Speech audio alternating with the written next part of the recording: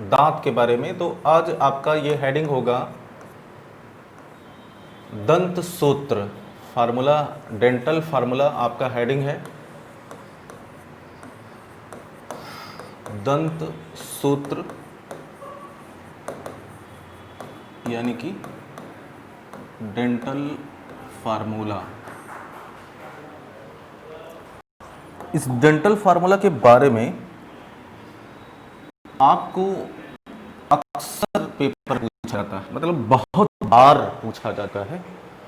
और इस dental formula के बारे में आप ये जानते हैं 2123 अपॉन 2123:2। ये है मनुष्य के दांत का दंत सूत्र। अब ये फार्मूला आया कैसे? अगर आप केवल इतना याद कर लें कि मनुष्य के दांत का जो दंत सूत्र होता है वो 2123 अपॉन 2123 इंटू 2 होता है, तो आपका कॉन्सेप्ट यहीं से क्लियर हो जाएगा। लेकिन प्रश्न ये है कि ये फार्मूला हम लोग कैसे निकालते हैं, ये प्रश्न आपके मन में बार बार आएगा। इसी को हम लोग को समझना है। डेंटल फार्मूला निकालने के लिए किया क्या जाता है कि ऊपरी जबड़े के दांत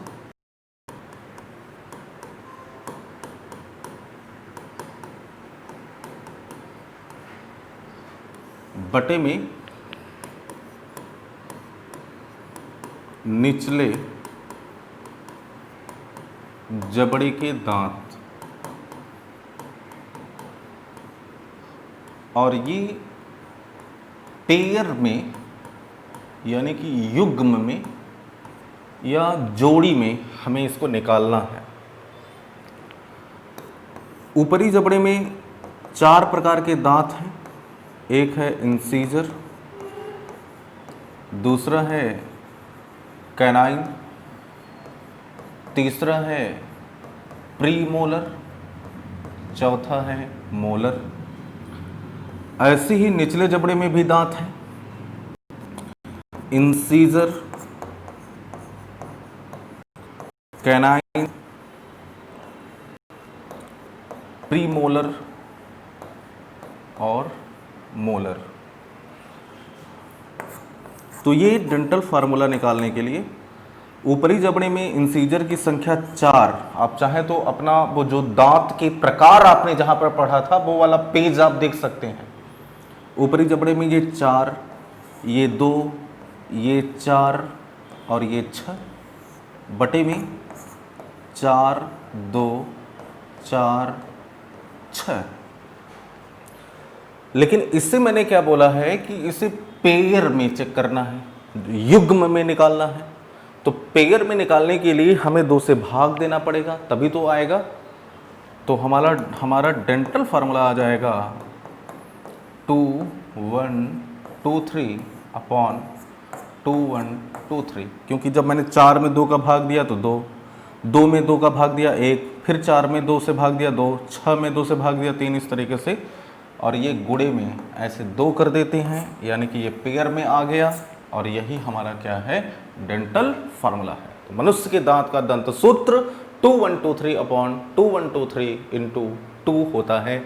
ये पॉइंट आप याद रखेगा। तो दोस्तों इस तरीके से ये दांत वाला जो आपका आर्टिकल है वो पूरा हो गया। इसका स्क्रीनशॉट ले लीजिए क्योंकि पेज चेंज होने जा रहा है। ये अब अभी तक मैं आपको आहार नाल का पहला अंग पूरा कर दिया और वो था मुख। इस मुख के बारे में मैंने आपको तालु के बारे में बताया। इस मुख में मैंने जिह्वा के बारे में आपको बता दिया। इस मुख में मैंने लार ग्रंथियों के बारे में आपको बता दिया। और इसी मुख में मैंने दांत के बारे में बता दिया। यानी कि ये 4 आर्टिकल आपका अभी तक पूरा हुआ है। अब दूसरा जो अंग है वो है ग्रसनी, और तीसरा अंग है ग्रास नली। तो इन दोनों को एक साथ आप लिख लीजिए, हेडिंग बना लीजिए, ग्रसनी तथा ग्रास नली।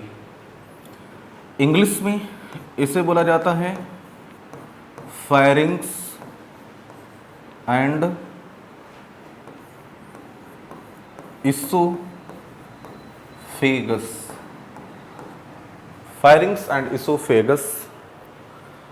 पहला पॉइंट कि ग्रसनी तथा ग्रास नली में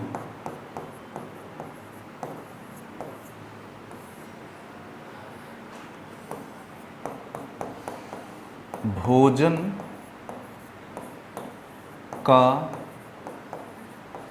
पाचन नहीं होता, क्योंकि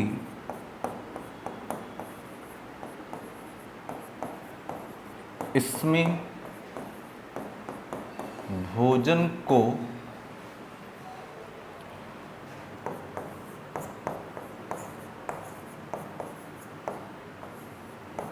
पचाने वाले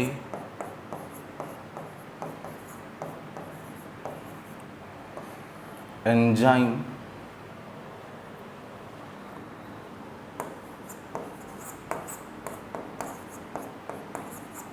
नहीं पाए जाते। यहां पर ध्यान दीजिए, आपने लिखा है कि ग्रसनी तथा ग्रास नली में भोजन का पाचन नहीं होता, क्योंकि इसमें भोजन को पचाने वाले एंजाइम नहीं पाए जाते। याद रखिएगा कि भोजन का पाचन वहीं पर पॉसिबल है, भोजन का पाचन वहीं पर हो सकता है जहां पर भोजन को पचाने वाला एंजाइम पाया जाएगा। ग्रसनी और ग्रास नली में भोजन को पचाने वाला एंजाइम नहीं पाया जाता। यही कारण है कि ग्रसनी और ग्रास नली में भोजन का पाचन नहीं होता। तो इस ग्रसनी और ग्रास नली के बारे में केवल इतनी जानकारी आपके लिए पर्याप्त है। सवाल पूछा जाता है कि हमारे आहार नाल का ऐसा कौन सा अंग है जहां पर भोजन का पाचन नहीं होता? तो हमारे आहार नाल का ग्रसनी और ग्रास नली दो ऐसे अंग हैं जहां पर भोजन का पाचन नहीं होता। अब नेक्स्ट पेज में भोजन आएगा आमाशय में, तो फ्रेश हेडिंग डालिए, आमाशय यानी कि स्टमक। ये बहुत ही महत्वपूर्ण हेडिंग है, यहां से सवाल निश्चित है कि बन जाएगा। पहला पॉइंट, यहां पर केवल प्रोटीन का पाचन होता है। यहां पर केवल प्रोटीन का पाचन होता है। तो सवाल पूछा जाता है कि प्रोटीन का पाचन कहां पर होता है? आमाशय में होता है। क्यों होता है? यह भी प्रश्न पूछा जाता है कि आमाशय में ही प्रोटीन का पाचन क्यों होता है। तो अभी मैंने कहा था कि प्रोटीन किसी भी भोजन का पाचन वहीं पर होगा जहां पर भोजन को पचाने वाला एंजाइम पाया जाएगा। यानी कि प्रोटीन का पाचन अगर आमाशय में हो रहा है तो इसका मतलब यह है कि प्रोटीन को पचाने वाला जो एंजाइम है वो कहां पर पाया जाएगा? आमाशय में पाया जाएगा। लेकिन यहां पर एक पॉइंट ऐसे ब्रैकेट में लिख लीजिए, 70%। प्रोटीन का यहां पर 70% डाइजेशन होता है, क्योंकि अब नेक्स्ट पॉइंट में, क्योंकि यहां पर यानी कि आमाशय में यहां पर प्रोटीन को पचाने वाले एंजाइम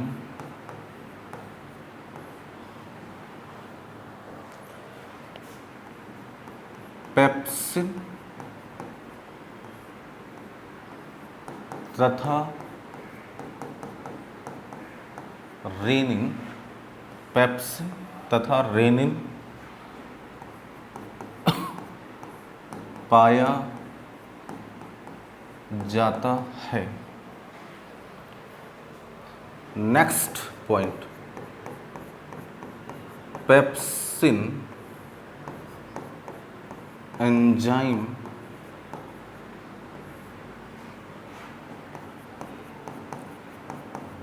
सामान्य प्रकार के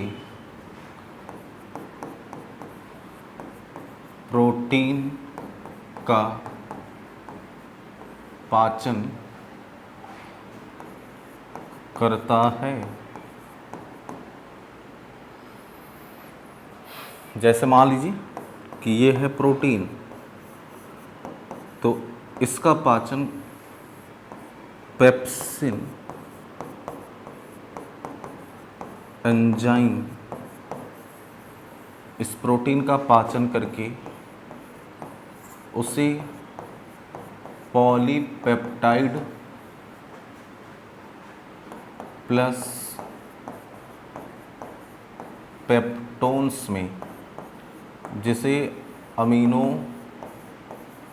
एसिड कहा जाता है, पॉलीपेप्टाइड तथा पेप्टोन्स में बदल देता है। Next point, rennin enzyme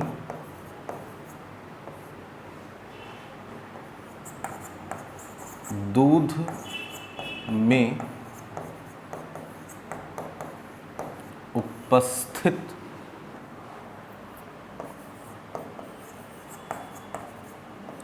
casein protein, ये पॉइंट याद रखेगा, दूध में उपस्थित केसिन प्रोटीन का पाचन करता है। यानी कि ये है केसिन प्रोटीन जो कि दूध में पाया जाता है। तो एक सवाल पूछा जाता है कि दूध में कौन सा प्रोटीन पाया जाता है? दूध में केसिन प्रोटीन पाया जाता है। इसी सवाल को ऐसे भी पूछा जा सकता है कि दूध का सफ़ेद रंग किसके कारण होता है? दूध का सफ़ेद रंग केसिन प्रोटीन के कारण होता है। केसिन प्रोटीन का पाचन रेनिन एंजाइम करता है और इसे कैल्शियम पैरा कैसिनेट में परिवर्तित कर देता है। कैल्शियम पैरा कैसिनेट में परिवर्तित कर देता है। तो यहाँ पर कम से कम 4 से 5 प्रश्न। पहला प्रश्न कि प्रोटीन का सर्वाधिक पाचन कहाँ पर होता है? आमाशय में होता है। पेप्सिन किसका पाचन करता है? प्रोटीन का। रेनिन किसका पाचन करता है? केसिन प्रोटीन का। रेनिन एंजाइम केसिन प्रोटीन का पाचन करता है। केसिन प्रोटीन किस में पाया जाता है? दूध में। दूध का सफ़ेद रंग किसके कारण होता है? केसिन प्रोटीन के कारण होता है। तो दोस्तों, प्रोटीन का सर्वाधिक पाचन आमाशय में। क्यों सर्वाधिक पाचन आमाशय में होता है? क्योंकि आमाशय में पेप्सिन और रेनिन नामक एंजाइम पाए जाते हैं जो प्रोटीन का पाचन करते हैं। तो ये था आमाशय के बारे में। नेक्स्ट पेज में मैं छोटी आंत पढ़ाऊंगा। उम्मीद है कि इसका स्क्रीनशॉट आप ले चुके होंगे। तो हेडिंग डालिए छोटी आंत, स्मॉल इंटेस्टाइन। आपका मुख, ग्रसनी, ग्रासनली, आमाशय 5वां हेडिंग है छोटी आंत। छोटी आंत का जो नाम सुनकर लग रहा है कि ये बहुत छोटी होती होगी, लेकिन सच में ये बहुत बड़ी होती है। इसकी लंबाई लगभग 22 फीट होती है। तो लिखिए, इसकी लंबाई लगभग 22 फीट होती है तथा इसका निर्माण 3 भागों से होता है। 3 भागों से होता है। पहला है ग्रहणी, यानी कि इंग्लिश में डिओडिनम।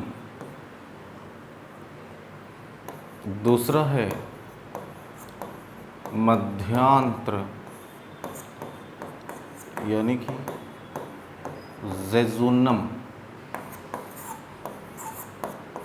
तीसरा है शेषांत्र, यानी कि इरियम।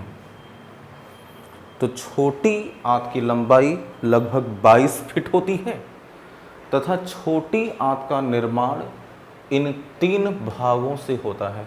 यानी हमारी जो छोटी आंत होती है ये 3 भागों से मिलकर के बनी होती है। ग्रहणी, जिसे इंग्लिश में डिओडिनम, मध्यांत्र जिसे जेजुनम, और शेषांत्र जिसे इलियम कहा जाता है। अब हेडिंग डालिए, ग्रहणी महत्वपूर्ण हेडिंग है। ग्रहणी, तो नेक्स्ट पेज में हम लोग ग्रहणी के बारे में पढ़ेंगे। हेडिंग डालिए ग्रहणी। पहला हेडिंग ग्रहणी, इंग्लिश में डिओडिनम। यहां पर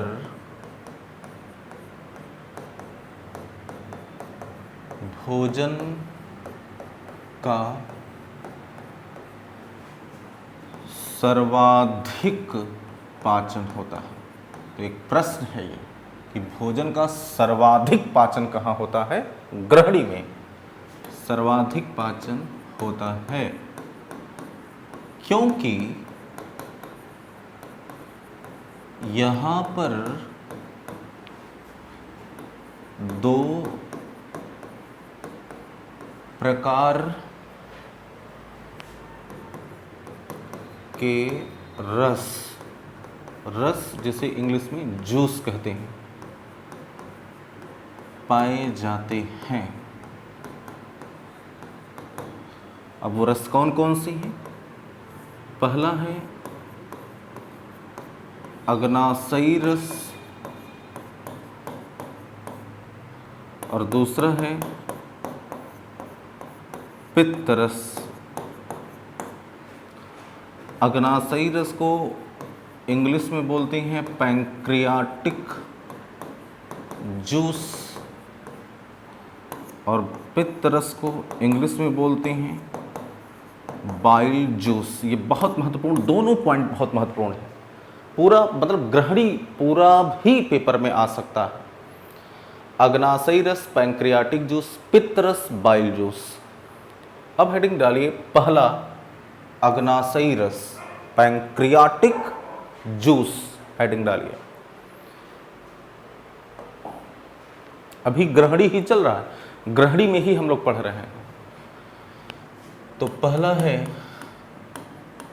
अग्नाशयी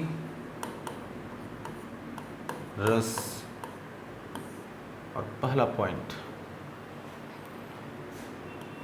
इसका निर्माण पूछा जाता है कि अग्नाशयी रस का निर्माण कहाँ से होता है। इसका निर्माण अग्नाशय के द्वारा होता है,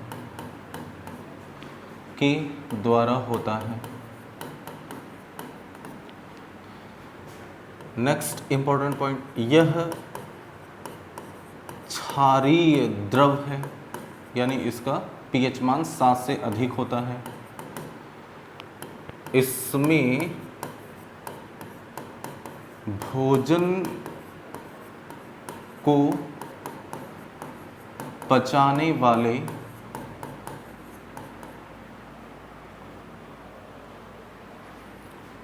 सभी एंजाइम मौजूद होते हैं, सभी एंजाइम मौजूद होते हैं। अब वो एंजाइम कौन कौन से हैं वो देखते हैं।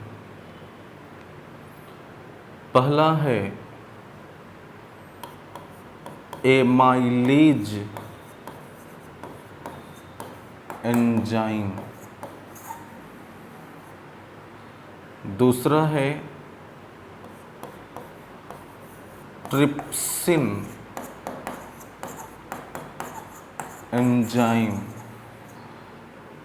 तीसरा है लाइपेज एंजाइम, चौथा है माल्टेज एंजाइम, पांचवा है लैक्टेज एंजाइम, छठवां है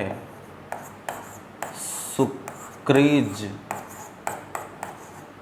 एंजाइम। ये 6 प्रकार के एंजाइम बनते हैं। पहला है एमाइलेज एंजाइम, दूसरा है ट्रिप्सिन एंजाइम, तीसरा है लाइपेज एंजाइम, चौथा है maltase enzyme, lactase enzyme, sucrase enzyme. यानी कि यहाँ पर अगर देखा जाए तो हर एंजाइम के लास्ट में एज एज एज लगा मिलेगा, केवल एक एंजाइम को छोड़ करके, ट्रिप्सिन को छोड़ करके। और अभी जो आपने यहाँ पर पढ़ा था कि आमाशय में प्रोटीन का पाचन होता है क्योंकि यहाँ पर पेप्सिन और रेनिन, तो ये पेप्सिन और रेनिन इसे भी छोड़ दीजिए। पेप्सिन में इन लगा है, रेनिन में इन लगा है। फिर आ जाइए यहाँ पर एमाइलेज ट्रिप्सिन में फिर इन लग गया। तो यानी जितने प्रोटीन को पचाने वाले एंजाइम हैं उन सब के लास्ट में इन लगा होता है। प्रोटीन प्रोटीन प्रोटीन के लास्ट में इन आ रहा है, तो जितने भी लास्ट में लगे हुए इन होंगे वो सब प्रोटीन को पचाएंगे। प्रोटीन प्रोटीन के भी लास्ट में इन है, इसलिए प्रोटीन को पचाने वाले एंजाइम के लास्ट में भी इन। Pepsin, rennin, trypsin. तो यहां पर देखिए ये जो एमाइलेज एंजाइम होता है यह स्टार्च का पाचन करता है, मंड का पाचन करता है। ट्रिप्सिन एंजाइम यह प्रोटीन, अब पता चल गया ना, प्रोटीन इन, तो ट्रिप्सिन प्रोटीन का पाचन करता है। लाइपेज एंजाइम यह वसा का यानी कि फैट का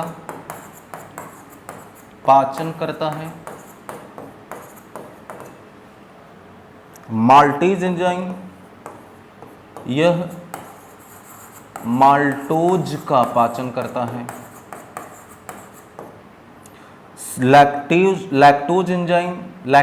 एंजाइम यह लैक्टोज का पाचन करता है। सुक्रेज एंजाइम यह सुक्रोज का पाचन करता है। तो ये चीज एकदम याद रख लीजिए, अपने दिमाग में सब सेट कर लीजिए इसको। एमाइलेज एंजाइम स्टार्च का, ट्रिप्सिन एंजाइम प्रोटीन का, लाइपेज एंजाइम फैट का, माल्टेज एंजाइम माल्टोज का, लैक्टेज एंजाइम लैक्टोज का, सुक्रेज एंजाइम सुक्रोज का पाचन करता है। सुक्रेज एंजाइम सुक्रोज का, लैक्टेज लैक्टोज का, माल्टेज माल्टोज का, लाइपेज फैट का, ट्रिप्सिन प्रोटीन का, एमाइलेज स्टार्च का। अब देखिए यहां पर ट्रिप्सिन पर विचार करिए। मैंने बोला कि जो ट्रिप्सिन एंजाइम है वो प्रोटीन का पाचन करता है। तो यहां पर आपसे सवाल पूछा जाता है कि आमाशय में प्रोटीन को कौन पचाता है। आमाशय में प्रोटीन का सर्वाधिक पाचन होता है, अभी आप देखे थे। आमाशय में प्रोटीन को कौन पचाता है, तो पेप्सिन और रेनिन। छोटी आंत में प्रोटीन को कौन पचाता है, तो ट्रिप्सिन, याद रखिएगा। और दूसरी जानकारी आपको यह समझना है, लाइपेज। मैंने बोला कि ये जो लाइपेज एंजाइम होता है ये फैट का पाचन करता है। एक लाइन में मैंने आपको लिखा तो दिया कि लाइपेज एंजाइम जो है वो फैट का पाचन करता है, लेकिन फैट का पाचन, वसा का पाचन इतना सरल नहीं है जितनी सरलता से आपने लिख लिया है। फैट का पाचन तभी संभव है जब वसा जल में घुलनशील हो, वसा, और सच में वसा जल में अघुलनशील होता है। लाइपेज एंजाइम इस वसा का पाचन तो करेगा, लेकिन कब, जब वसा जल में घुलनशील हो। तो वसा को पचाने से ज्यादा जरूरी है कि वसा को जल में घुलनशील बनाएं, और वसा जल में घुलनशील होता नहीं है। घी जल में नहीं घुलता, मक्खन जल में नहीं घुलता, तेल जल में नहीं घुलता। तो प्रश्न ये है कि इस वसा को जल में घुलनशील कौन बनाएगा। तो इसका स्क्रीनशॉट तो ले लिया होगा आपने, पेज को चेंज करूंगा मैं। वसा को जल में घुलनशील बनाता है पित्तरस। तो नेक्स्ट हेडिंग डाल लीजिए, दूसरा, पित्त रस, बाइल जूस। नेक्स्ट पॉइंट देखिए, इसका निर्माण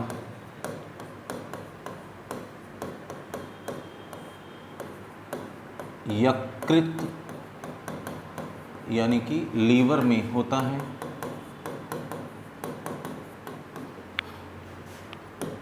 यह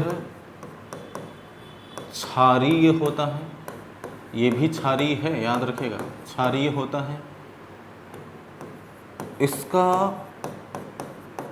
प्रमुख कार्य वसा को जल में घुलनशील बनाना, वसा को जल में घुलनशील बनाना होता है, तथा यह प्रक्रिया वसा का पायसीकरण,